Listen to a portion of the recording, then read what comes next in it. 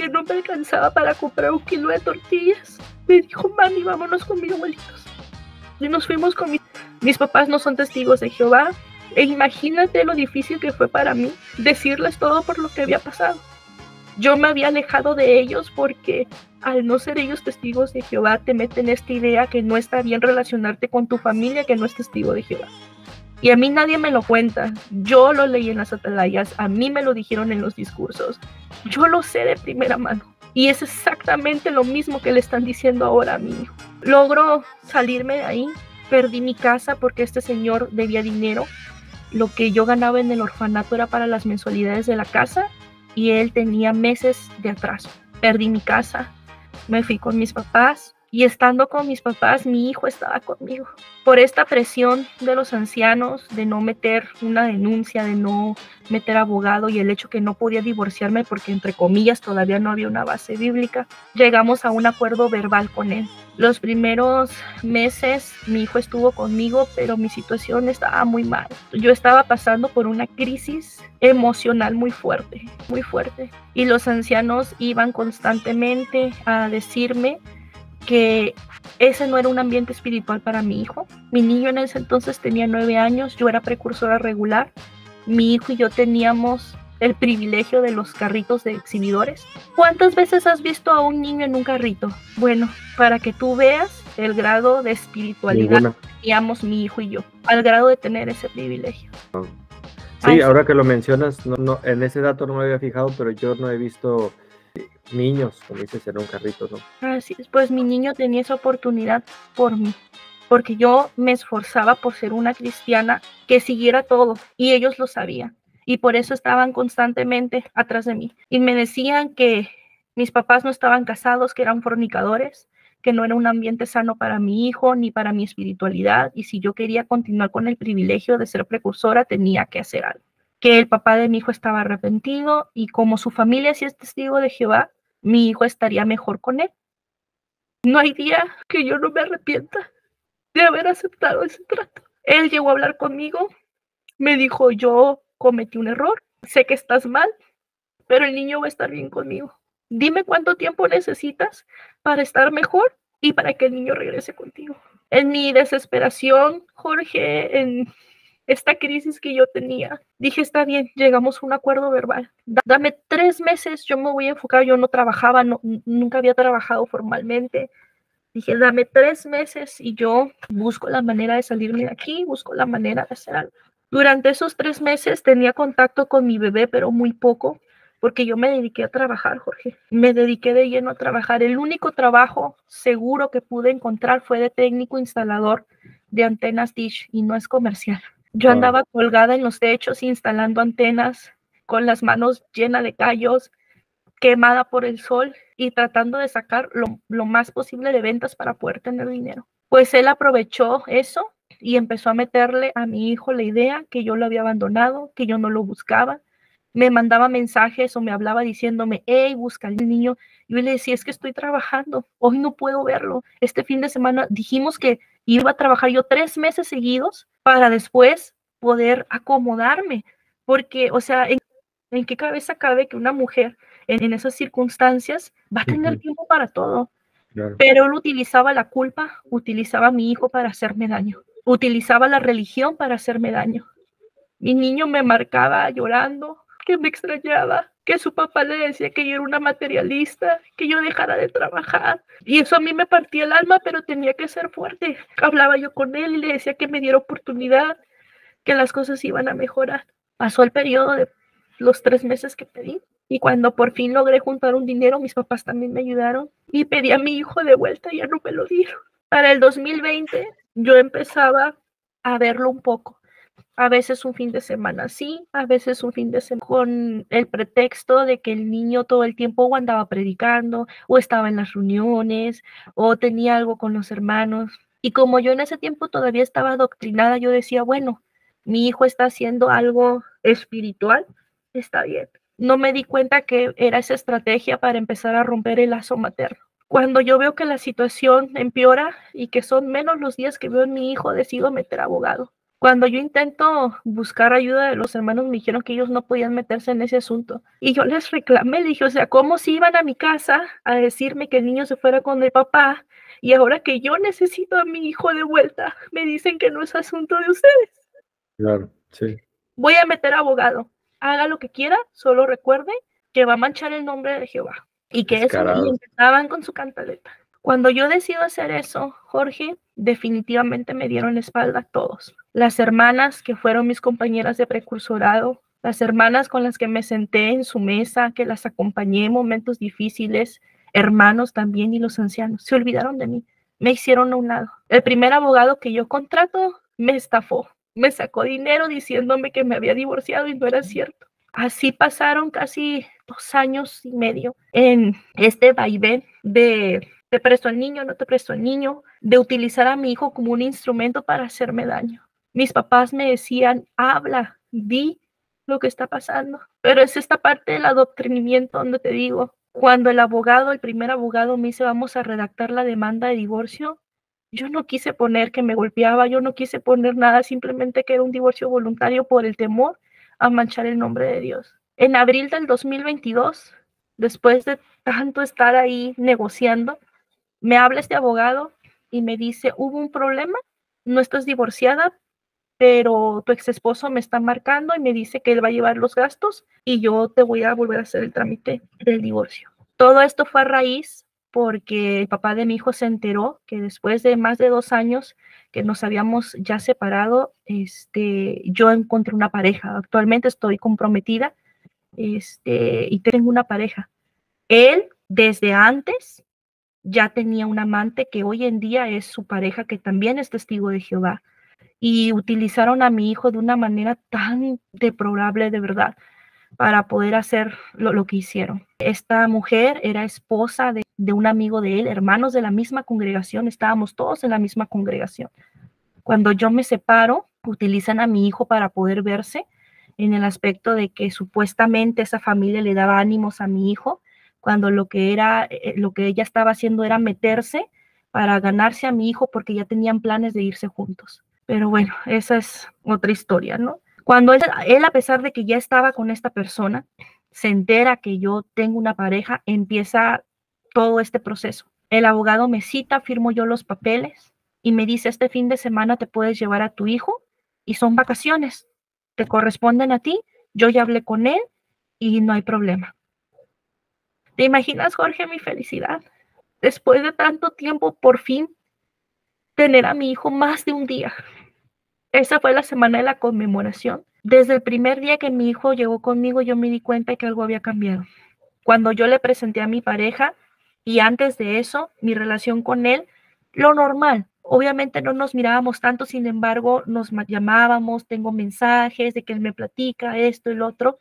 Pues a raíz de eso, su actitud conmigo cambió. Ese día estuvo muy renuente conmigo. Su papá de repente cambia de opinión, me lleva a la policía a mi casa, me quiere acusar de secuestro, yo demuestro que no es así y pues me doy cuenta que era todo una orquesta porque quería quitarme la patria potestad del niño y quería acusarme de estos cargos para que le devolvieran al niño y me pusieran restricciones a mí. Obviamente no lo logró. Cuando yo me doy cuenta de eso, yo hablo con el abogado porque él me hizo firmar algo que no era lo que él me había dicho que había firmado. Se lo demuestro y le dije, si tú no haces algo al respecto, te voy a demandar a ti porque eso que estás haciendo está mal. Al verse frustrados sus planes, empezó a acosarme en esos días. Yo tuve que faltar al trabajo porque me dijo que donde me viera me iba a quitar al niño.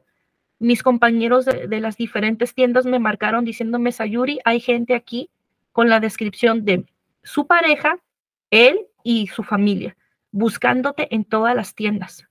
Yo era supervisora de una marca de telefonía, tenía mi cargo Rosarito y zona centro y zona 5 y 10. En todas las tiendas que sabían que yo tenía que llegar de visita, estaban ahí acosándome, preguntando a los gerentes, preguntando a mis promotores, a todos. Tuve que faltar esos días al trabajo, tuve que estar escondida en mi casa casi una semana, luchando porque mi hijo, al hablar con él, él le dijo que yo lo había secuestrado y que tenía que escapar. En una ocasión mi hijo intentó escapar de la casa hasta que me senté, hablé con él. Le dije, mi amor, esto no es así. El 20 de abril del 2022 tuve que salir por unas cosas. Cuando yo regresé, ella me estaba esperando. Se llevó a mi hijo, lo cambió de escuela y por 18 meses no supe nada de ellos. Marcaba su casa, su mamá, testigo de Jehová, siempre me lo negaba.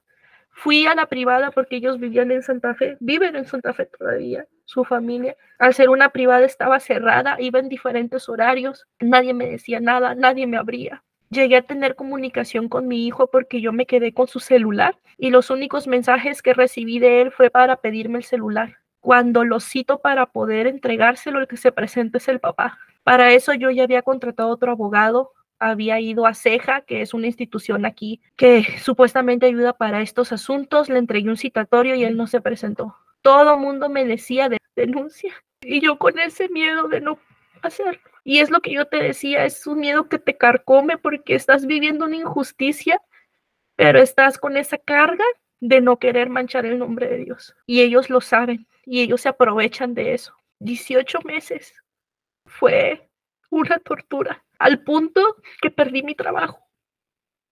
Yo ya no era funcional en el trabajo. Tuve que dejar un buen puesto por lo mismo. Al no tener una dirección fija, porque cuando yo daba las direcciones que me encontraba, siempre lo negaban, que eran las direcciones de su familia. Mi proceso legal se atrasó muchísimo. Mi desesperación empieza a surgir. Yo te digo, llegó el punto que ya no era funcional. Un día en TikTok encuentro diferentes canales de activistas, uno me va dirigiendo a otro y llegué con Neri, de Pensamiento Libre. Como te dije, yo estoy en un club de lectura. Unas semanas antes habíamos leído el libro de la regla de los 5 segundos, donde básicamente es 5, 4, 3, 2, 1, aviéntate.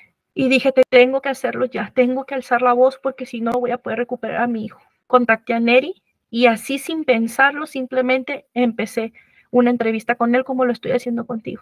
En ese entonces, estoy hablando de menos de 4 meses, estaba todavía yo adoctrinada con el hecho que no quería manchar el nombre de Dios. Pero necesitaba una dirección, necesitaba encontrar a mi hijo. Mucha gente responde y me empieza a decir, lo hemos visto aquí, lo hemos visto allá, y logro encontrar un domicilio. Mi abogado presiona para que el juez le pida que se presente porque él no se presentaba, si no se le iba a multar.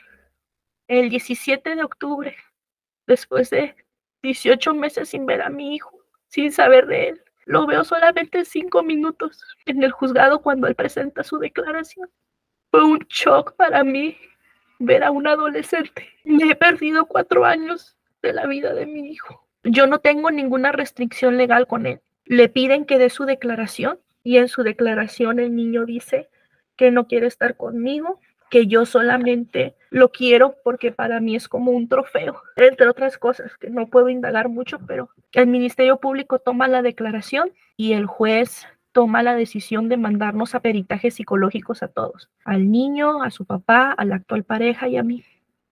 Yo he hecho todo lo que me ha pedido el juez, porque también nos mandó a escuela para padres, yo estoy en terapia, tengo ya un abogado, porque gracias al video que saqué con Neri, mucha gente se empezó a contactar conmigo. Yo ignoraba que esto que estoy viviendo se llama violencia vicaria. La violencia vicaria es un tipo de violencia en donde por el simple hecho de ser mujer, este hombre utiliza a mi hijo como instrumento para hacerme daño.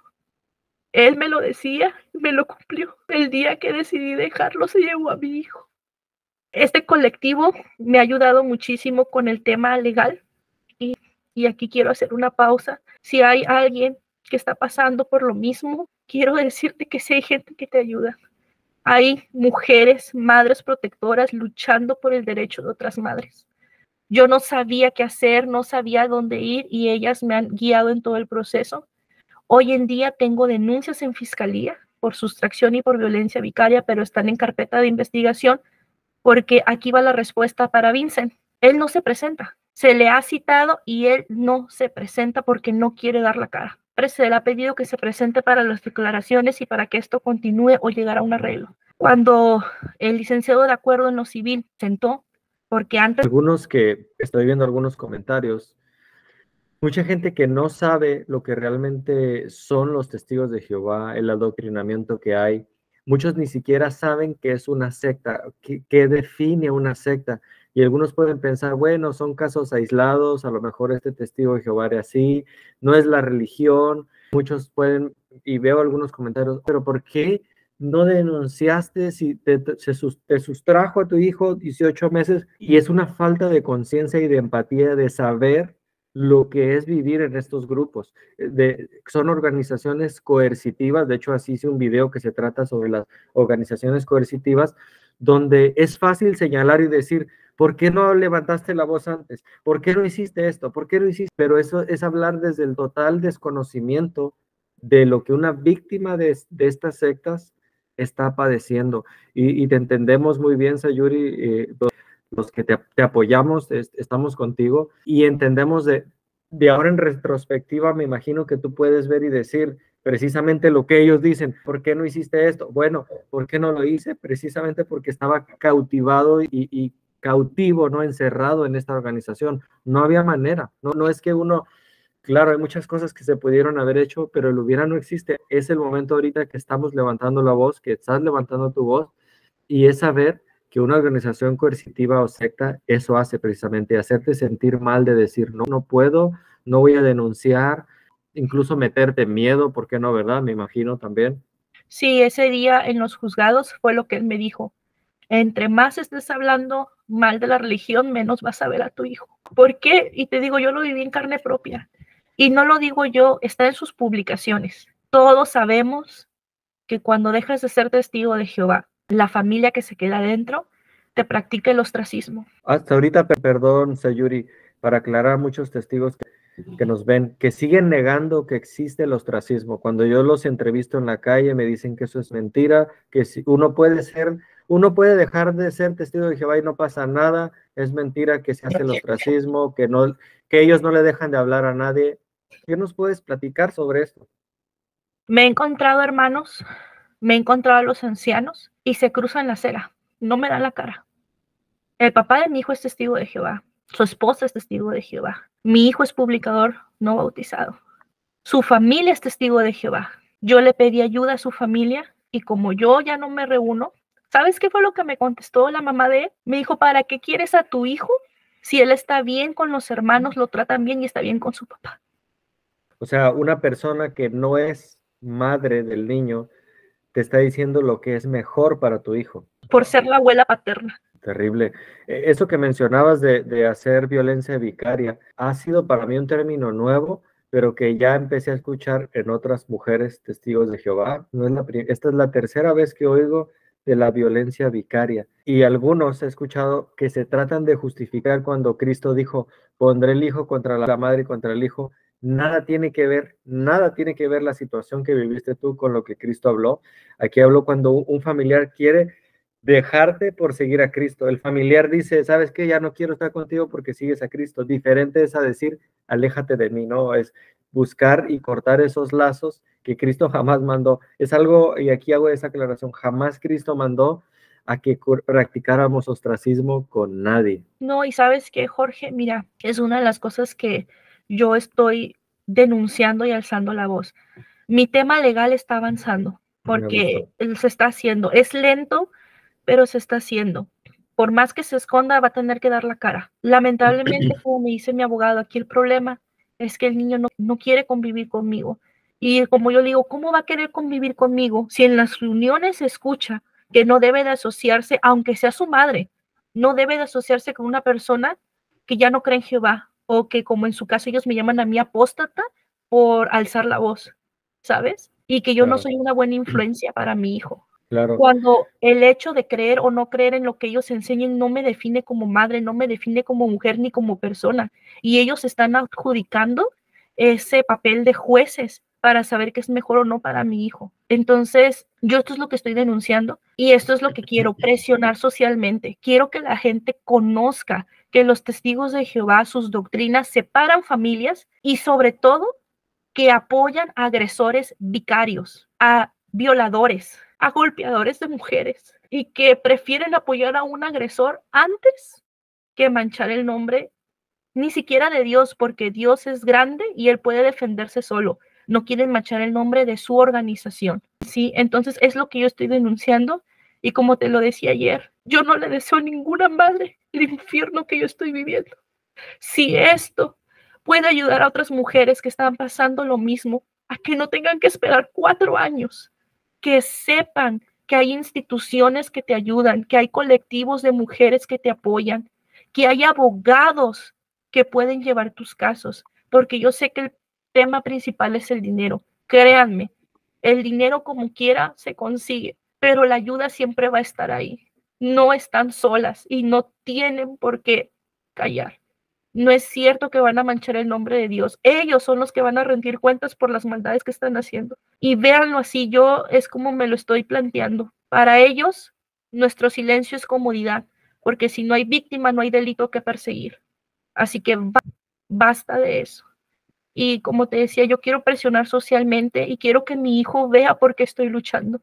Ellos le han dicho que yo no lo quiero, que yo lo veo como un trofeo, que yo lo abandoné, que soy una mala madre. Y quiero que vea que no es así. Ninguna mujer, a ninguna madre le gusta hacer pública su lucha. A mí no me gusta estar aquí delante de una cámara y que todo el mundo tenga el derecho de señalarme o juzgarme o decir, pero esto nos obliga con tal de hacernos escuchar. Claro, lo decíamos hace unos segundos, benditas redes sociales que lo que hoy pasa en Japón nos enteramos así. Y créeme que esto se va a ver, hay mismos testigos de Jehová, no ex testigos, sino testigos actuales que están en España, que están en Colombia, que de repente, yo sé que están viendo esto y que esto va a ir más allá, va a trascender. Mencionabas hace rato que tu hijo no quiere verte. Eso hacen las sectas. Tu hijo cree que no quiere verte, pero es tu hijo, tiene tu sangre. Yo sé, yo puedo saber que su corazón late cuando te ve. Trata de reprimir ese sentimiento porque lo que la secta hace es hacerte creer que tú estás tomando una decisión, hacerte creer que eres tú el que quiere eso, no es la organización, soy yo. Y ojalá que después podamos en otra ocasión que nos hables del tema de la sangre, muchas otras doctrinas que ellos practican creyendo que lo hacen porque ellos quieren, ¿no? Un tema tan sencillo como el tema de la barba, ahorita nos dice, no sé si te enteraste también de estas nuevas Sí, luces, ¿no? claro. Y mira, no solamente eso. Bueno, sí, con lo del tema de la barba es algo que yo de hecho lo posteé en mis redes sociales. Te acostumbras y piensas que es normal que te digan cómo vestir, cómo arreglarte, porque hasta en tu vestimenta. Yo que fui mujer crecida, por así decirlo ahí, te controlan eso. Si tú vas en una reunión y algo no les parece, te lo dicen. Te llaman a la salita B y si estás casada, te llaman junto con tu esposo o le llaman la atención a tu esposo. Tu color de cabello, que si te pones mucho maquillaje, que si te pintas las uñas, que si no lo haces. O sea, es un control total.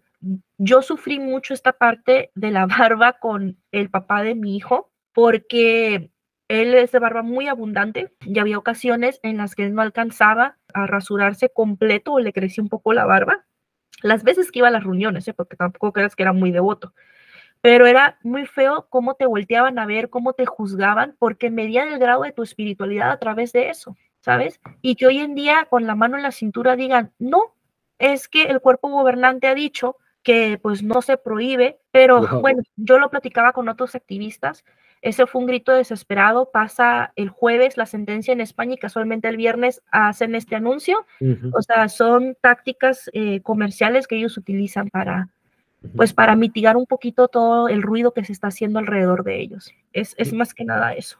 Sí, desviar, totalmente de acuerdo contigo, desviar la atención hacia otro tema, ¿no? Y porque muchos hoy en día niegan que era una prohibición. Tú desde ese lado, así rápidamente me puedes decir, estaba prohibido eso, ¿verdad? Prohibido que Claro un... que sí, nadie tenía un privilegio si tenía la barba. Yo personalmente sé de hermanos que se salieron de la organización por este tema de la barba, porque ellos peleaban que no era una cuestión bíblica, que no era bíblico. Mucha gente se salió, dejó de estudiar la Biblia. Era un tema constante, incluso en los discursos. Y ellos tienen bosquejos en donde dicen que una persona con un privilegio no podía tener barba. Así que sí era una prohibición. Y era un grado de medir la espiritualidad. Otro tema, no sé qué tan empapado estés con el asunto de los informes. Antes también de se las medía horas. la espiritualidad a través de la predicación. Así es. Y que hoy en día, pues da igual. Entonces, te quedas, de verdad, es un impacto muy fuerte emocional. Yo dediqué la mitad de mi vida, y mi hijo, desde que estaba en mi vientre, participó en esa obra y a la fecha lo hace. Hoy en día me doy cuenta que eso es explotación infantil. Es Claro. trabajo infantil, no hay otra manera de llamarlo. Y Ujú. créeme que a mí me pesa mucho y también es por eso que estoy alzando la voz, porque es justo que las demás personas conozcan esto antes de siquiera pensar en entrar en esta religión, porque las despertar y las atalayas que se dan al público son totalmente diferentes a la que se estudia ya dentro de la congregación. En una despertar no le dicen al público que si es testigo de Jehová y deja de serlo, se le va a expulsar y se le va a practicar ostracismo. Ellos no te dicen eso. No te dicen que si mamá o papá deja de ser testigo de Jehová, como hijo tienes que ser leal a Dios y deshacer el lazo materno o paterno. Eso no te lo dicen. Eso no lo vas a ver en el libro familiar que es para el público. Eso lo Ujú. vas a ver en sus publicaciones que son de estudio, en el libro organizados, en el libro que es pastorea en el rebaño, en el libro de los ministeriales. Entonces, yo estoy muy a favor con este movimiento que están haciendo en España, en donde no se pide que desaparezca, se pide que se regularice y que la gente conozca a lo que se están metiendo. Y si aún así ellos deciden y son felices, qué bueno, pero que sepan, no que se les engañe para entrar ahí. Eso creo que es una de las partes también fundamentales por las cuales yo estoy haciendo esto, porque las que son más vulnerables son las mujeres, somos vulnerables y los niños. Ese sector que ellos se aprovechan. Sí, claro. Aquí en México hay otro activista, ya no he sabido mucho de él. Tiene un canal que se llama Cancelar a los Testigos. Literalmente él está luchando en México con abogados. Creo que él es abogado, está en el DF y él está juntando firmas porque él quiere literalmente cancelar a los testigos de Jehová en México, precisamente por un tema de abuso que él vivió en la organización. No sé cómo va ese trámite, pero muchas personas están levantando la voz y gracias a activistas y a personas como tú que pudieran quedarse, como dices, callados y decir, bueno, yo llevo mi proceso legal y lo termino.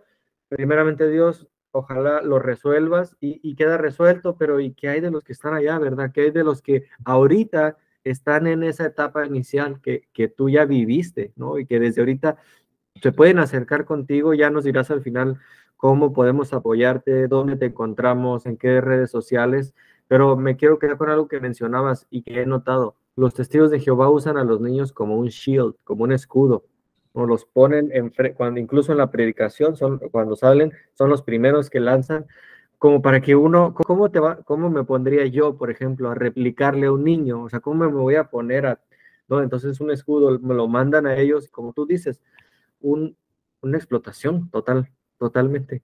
Así es, no, y sabes que, mira, es un tema muy controversial porque cuando estás ahí no lo ves. Para mí era un privilegio. Ujú. Hoy en día me arrepiento de que mi niño a sus 8 añitos, 9 añitos, tener que estar 3 horas parado en un exhibidor. Como madre, créeme que me parte el corazón.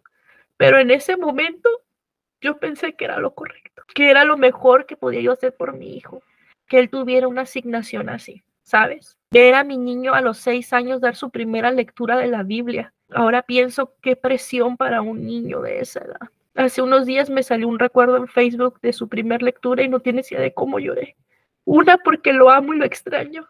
Y dos, porque me arrepiento tanto de haber presionado a mi hijo ante esta situación. Y hoy en día esa presión que él tiene, su salud emocional, porque como yo estoy de acuerdo contigo y de hecho la fotografía que tengo de portada en mi Facebook, que es donde yo estoy anunciando todo esto, son imágenes de mi hijo y mías, porque yo quiero que él recuerde que mamá siempre estuvo ahí, que él no necesita madres espirituales, él no necesita una madrastra, él necesita a la mujer que lo vio nacer, la mujer que le dio la vida, la mujer que estuvo ahí en sus primeros pasos, que cuando estaba enfermo lo llevó al doctor, que curó sus fiebres, que le enseñó todo lo que él sabe. Él necesita a mamá. Y lo que está haciendo sus padres testigos de Jehová, su familia paterna testigo de Jehová y su madrastra que es testigo de Jehová, están violentando sus derechos ahora de adolescente, porque ya es un adolescente, 13 añitos acaba de cumplir. Están violentando sus derechos.